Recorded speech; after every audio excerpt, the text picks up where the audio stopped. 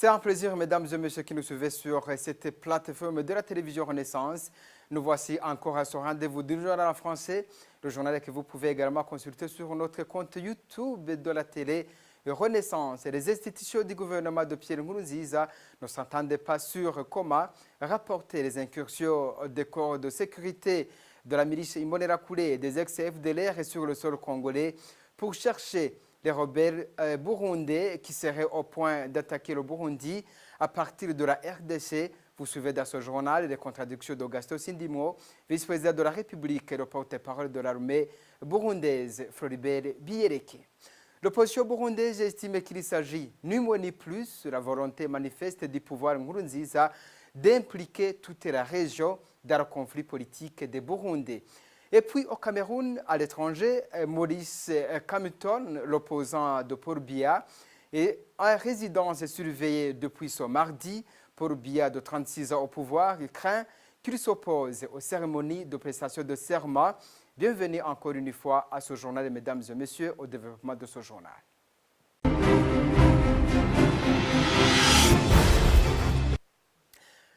Au développement de ce journal, depuis quelques jours, le gouvernement burundais envoie des militaires mélangés avec des Imbonerakure et des FDLR pour traquer des groupes rebelles burundais en RDC.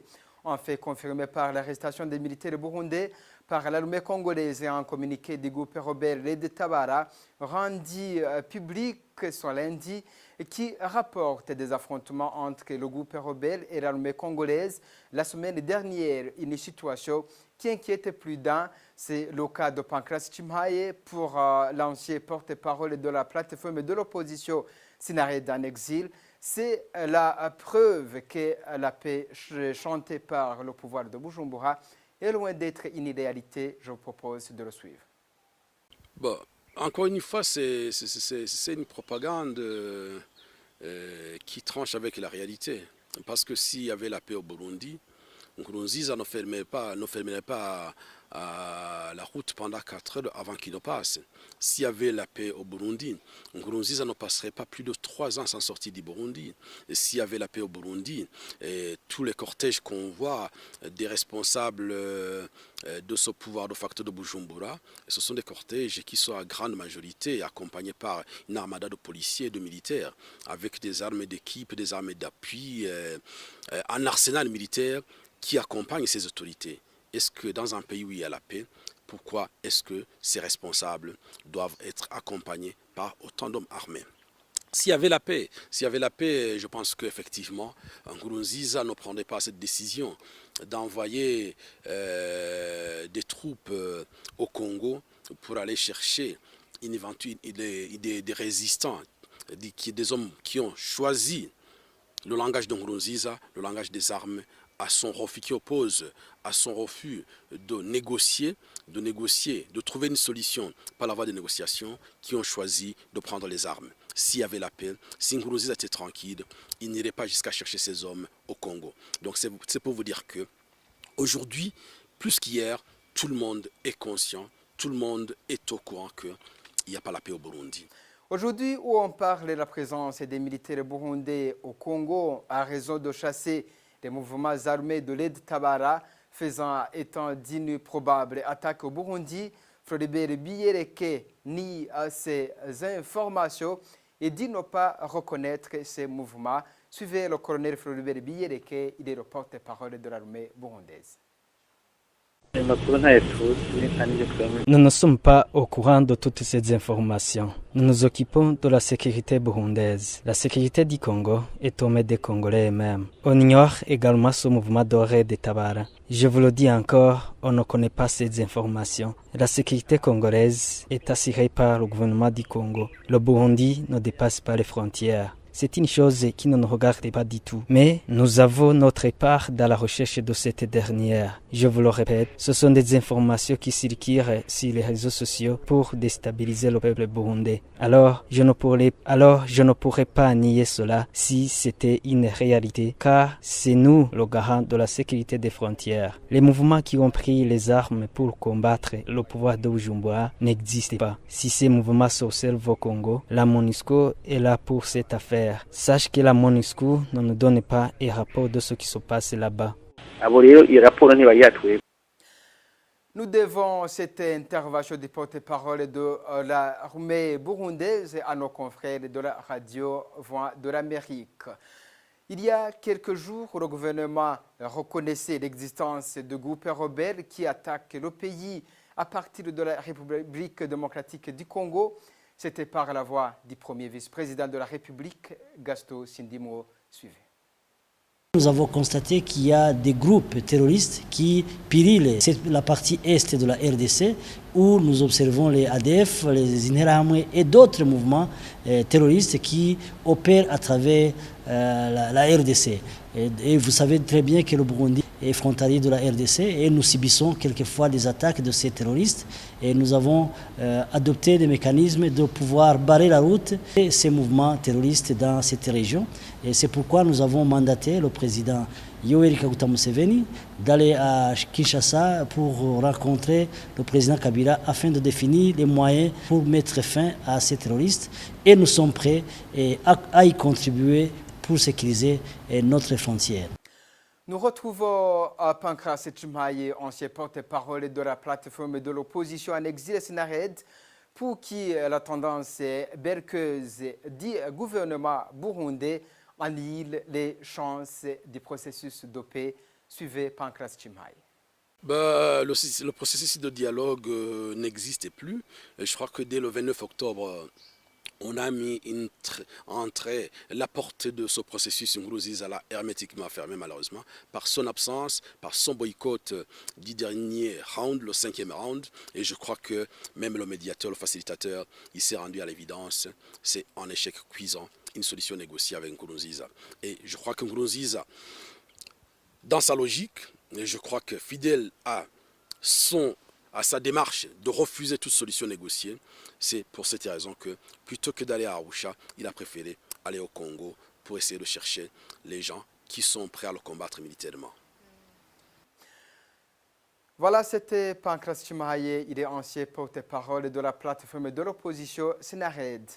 Dans une compétition internationale des pays africains des slameurs qui a débuté ce lundi au Tchad depuis ce lundi 5 novembre 2018 jusqu'au 10 novembre 2018, la Burundaise Iget Izobima a été sélectionnée pour représenter le Burundi dans cette compétition. Iget Izobima est satisfaite d'avoir été choisie pour représenter le Burundi et affirme qu'elle aura une bonne place dans cette compétition pour donner la place à son pays. On l'écoute. Je suis Iget Izobima, slameuse burundaise. J'ai commencé à slammer il y a 4 ans.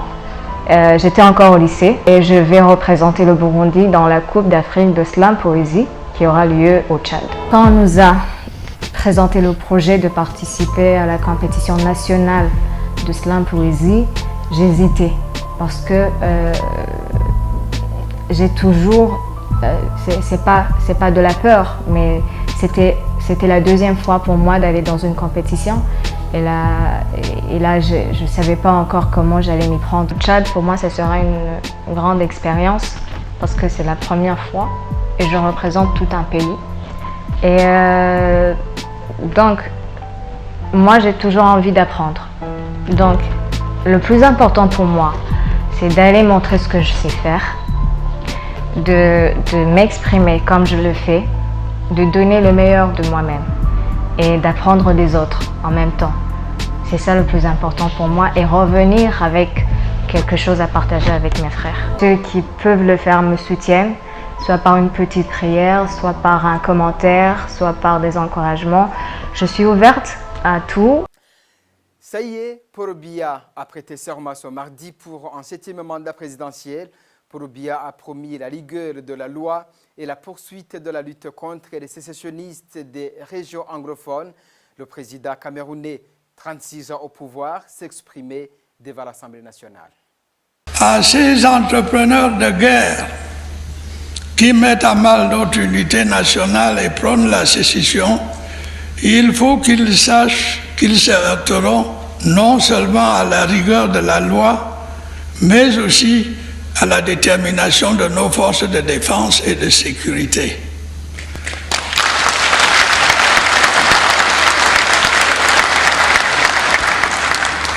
Je leur lance un appel à déposer les armes et à retrouver le droit chemin.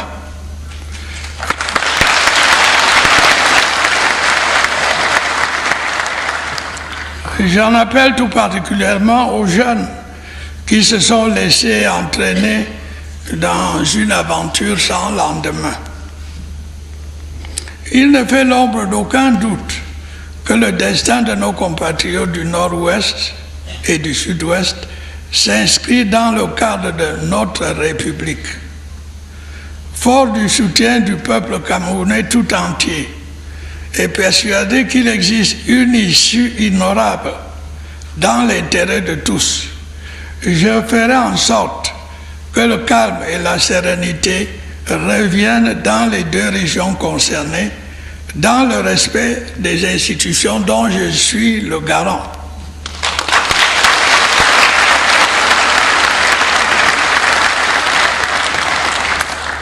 Adressant maintenant à mes jeunes compatriotes, je voudrais vous dire de ne pas perdre espoir.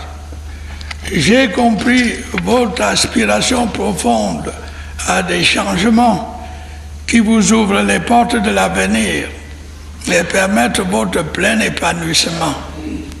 J'ai tout aussi compris votre désir de mieux participer à la prise de décisions qui engagent l'avenir de notre pays. J'en tiendrai compte en ayant à l'esprit que le Cameroun de demain se fera avec vous. Voilà, c'était un extrait du discours de Paul Biya, président camerounais. Et Maurice Kamto, qui arrive derrière Paul Biya au scrutin du 7 octobre, selon les chiffres officiels, a été mis en résidence surveillée aujourd'hui pendant que Paul Biya prêtait serment.